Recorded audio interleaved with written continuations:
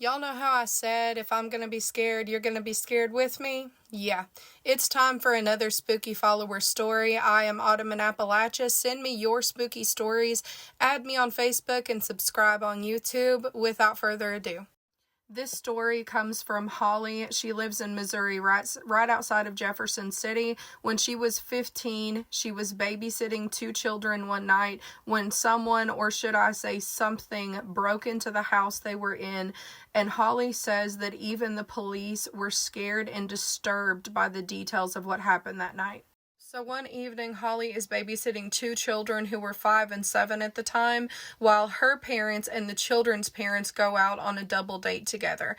She said that the kids' parents, they had a ranch-style home where you enter in on the main level. The whole living area is kind of like right there, and right off this living area is a hallway where the bedrooms are. The first door in that hallway is a door that leads to the basement. It is locked with one of those chain locks, and the chain lock is on the outside. There is no lock on the inside, like the basement side, so you can't open it from that side.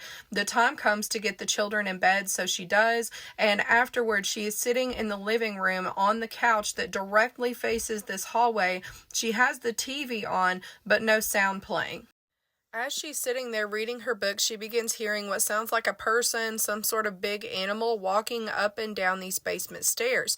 She looks up, verifies that the chain lock on the outside is still securely locked, and goes back to her reading when she begins hearing that doorknob turn. She looks up, and to her horror, she sees this hand reaching around the door frame, grabbing the chain lock, trying to unlock it. She said this hand was like bigger than normal, just a very like round hand, and she said that something about it just looked off. Now she audibly gasps. She jumps up, runs to the basement door, slams it shut. That hand had like retracted itself, so she slams it shut, runs down the hallway, grabs the kids into the neighbor's house. They book it.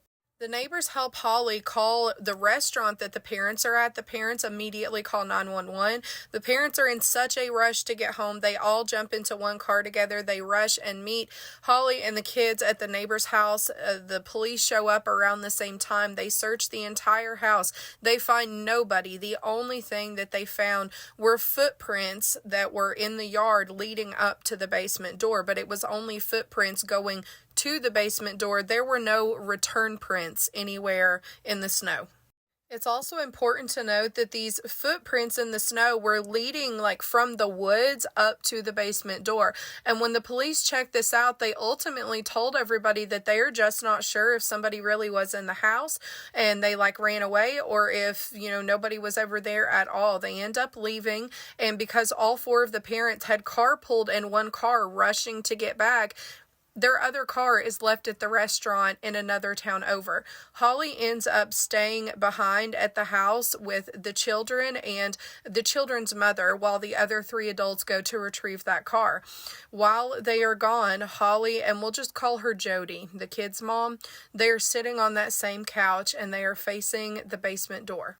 So as they all sit there in the quiet waiting, the kids end up falling asleep on the couch. Holly moves to the love seat. She's half asleep when suddenly the mother startles her awake and says, "Holly, I just saw the hand." As Holly sits up and begins looking toward that basement door, the door opens, and out of this door, the crack in the door, this giant shoe, like bigger than a normal person's shoe, like juts out of the door, and then they see these two hands that are abnormally white come out of this door frame and begin messing with this chain lock again, trying to unlock it so it can fully open the door. Jody screams to the kids and tells them to get out of the house. The children jump up and start bolting for the front door, while Jody and Holly bolt for the basement door. The hands in the shoe go back behind the door. Whatever it was, whoever it was, never said a word to them. They slammed the door shut, but when they shut that door, it starts banging on the other side of this basement door. As soon as they see that the kids make it to the front door successfully, Jody and Holly both run out with the children. They go back over to the neighbor's house and they call 911 again. 4 or 5 minutes later, Holly's parents show up, the other dad shows up, and they wait at the neighbor's house anxiously to see what the police find. So the police come over, these two officers, and they again confirm that, nobody's in the house. They searched the basement, the entire house. Nothing's there. They said that the only thing that was different this time versus last time when they got called out was that the clown costume that they had in their basement in the corner was no longer there. Everybody stops and looks at each other in shock because before the police walked over to the neighbor's house to tell them this, Jody and Holly had both been discussing how this shoe that they saw come out of that door was very clearly a clown shoe. And why in the Missouri fried hell would that make sense? They thought their eyes had to have been playing tricks on them. And so they look at the officers, Jody and her husband, and they say, we don't have a clown statue or a clown costume, and definitely not in our basement. The police, at this point, they start getting scared themselves. And they're like, no, we definitely, when we were here the first time, saw some sort of a statue dressed as a clown or a costume on a hanger, like in the air, in the corner of the basement. We were even cracking jokes at each other about it because it was kind of creepy. One of the officers even walked right up to it and poked it to make sure that it was not a person standing there. And when it didn't move in the darkness, they assumed it had to be some sort of a costume. At this point, when the officers realize like the magnitude of what is going on, they are so disturbed, they call for backup. Backup arrives, they check the entire house, every nook and cranny, and they find nothing. Definitely no life-size clown in the basement. And that is pretty much where the story ends, guys. To this day, Holly is 41 years old. This happened when she was 15 years old. She, her parents, the other family, and even when they see the officers on occasion, still discuss this and do not know how to explain it, what or who this thing was.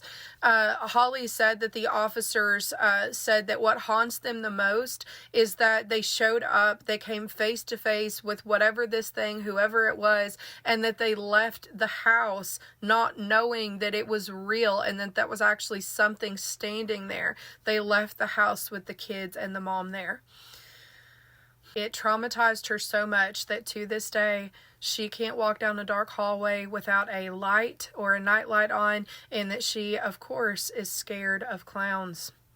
What in the John Wayne Gacy is going on in Missouri? Are y'all okay?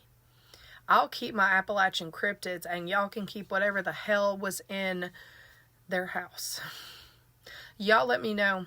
Y'all let me know what you think in the comments, and stay tuned for some more spooky follower stories.